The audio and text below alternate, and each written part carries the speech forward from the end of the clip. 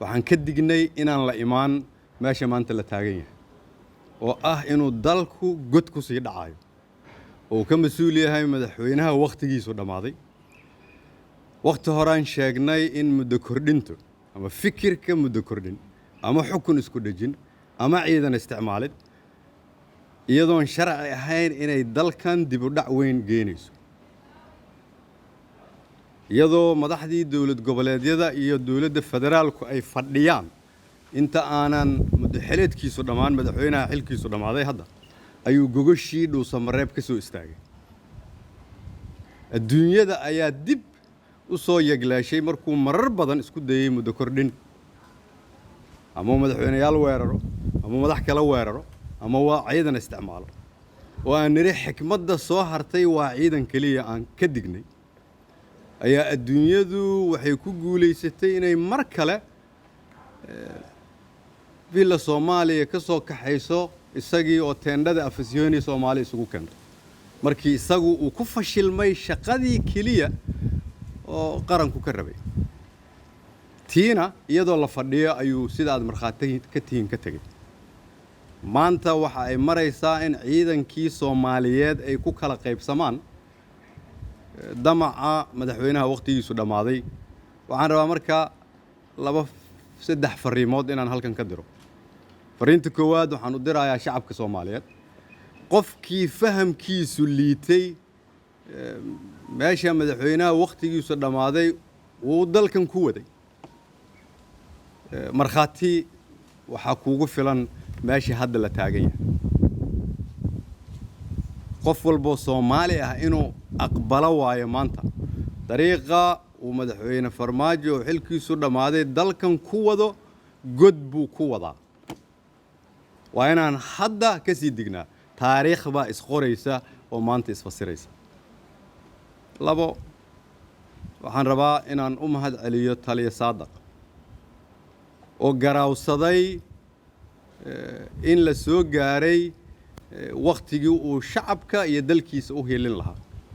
oo fahmay inaan la ogolaan in xildhibaanada la caburiyo inaan muddo kordhin lagu sameyn baarlamaan isagaba waqtigiisu dhamaaday inaan ciidan ummadda Soomaaliyeed lagu caburin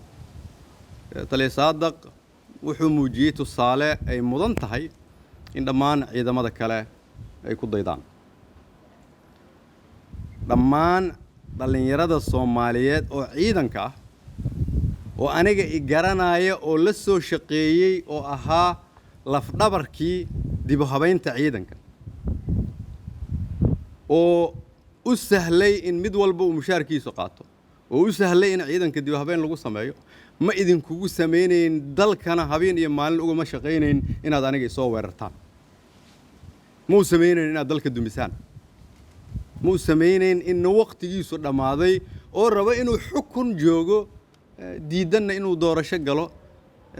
inaad aqbashaan taliya Saadaq ayaa idin kugu filan tusaale waxaan rabaa dhalinyarada Soomaaliyeed inaan u sheego nin waqtigiisu ka dhamaaday amarkiisa haddii aad raacdo oo aad khalad ku gasho dambiilaad tahay waana laga daba imaanayaa maantaad fursad haysataaye maanta fursadaas ka faa'iideyso waxaan rabaa inaan u sheego beesha caalamka marar badan ayay nagu soo celceliyeen oo yiraahdeen waxaan ka shaqeynaynaa doorasho haddii madaxdii dawlad goboleedyada oo halkan fadhida uu madaxweynihii xilkiisu dhamaaday teendhadii ka dhaqaaqay kadibna uu u yeertay baarlamaan waqtigiisu dhamaaday si uu muddo kordhis u helo haddii aad tusaale u baahnaydeen tusaalihii waad haysataan macnaheedu waxay tahay maalgelintii Soomaaliya aad ku samayseen mid amni mid dhaqaale waa inaad fahamtaan in dalka dhaqaalihiisu hoos u socdo amnigu hoos u socdo adduunyadii idinka aad ka sii kala jeesan rabtaan ummadii niyad xumo ay ku jirto hal qofna uu mas'uul ka yahay waa ninka xilkiisu dhamaaday doorashana aan rabana inuu xukun qori ku haysto taariikhda qoraysa taariikhdu waxay qoraysaa qofna xukun xoog kuma haysan karo xukun qofna xoog kuma haysan karo وأوجناي فرماجة إن أنا ودل كان حوك وهي سنكرين وحنا نقولين واحد ودل كهلينا يوم حيل أكتر عدة الربعين يهورس تاكتنا وأنجا سيدا سدلات ديد وحن لنا هاي بيش عالمك